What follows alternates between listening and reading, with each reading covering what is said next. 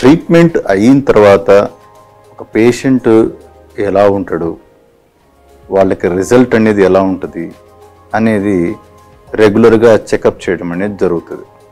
ప్రతి 3 నెలలకి ఒకసారి పేషెంట్ని చెకప్స్కి రమ్మని చెప్తాం. సో ఆ ట్రీట్మెంట్ టైమింగ్ అంటే ఏ టైంలో మనం ట్రీట్మెంట్ చేయించుకుంటున్నాము, మనం చెకప్స్కి ఎంత ప్రాంప్ట్గా ఎంత కరెక్ట్గా వస్తున్నాము, వీటిని బట్టి పేషెంట్కి తర్వాత 5 to 10 years లైఫ్ కానీ 20 years లైఫ్ కానీ డిపెండ్ అయి ఉంటుంది.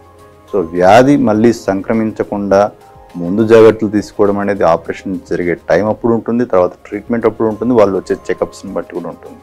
సో ఈ టైమింగ్ కానీ ప్రాంప్ట్గా కరెక్ట్గా టైంకి వచ్చే చెకప్స్ చేయించుకోవడం అనేది చాలా ఇంపార్టెంట్.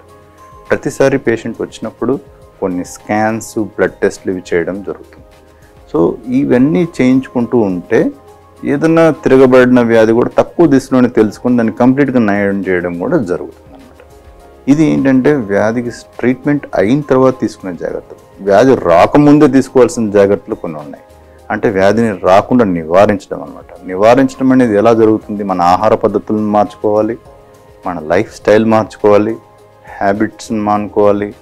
తర్వాత ఈ తల్లిదండ్రుల నుంచి సంక్రమించిన పేషెంట్స్కి క్యాన్సర్ రాకముందే కూడా ఆపరేషన్ చేసేసి క్యాన్సరే ఫ్యూచర్లో డెవలప్ కాకుండా కూడా మనం హెల్ప్ చేయొచ్చు పేషెంట్స్కి. సో ఇట్లాంటి పద్ధతుల ద్వారా వాళ్ళకి క్యాన్సర్స్ని చాలా వరకు నివారించవచ్చు.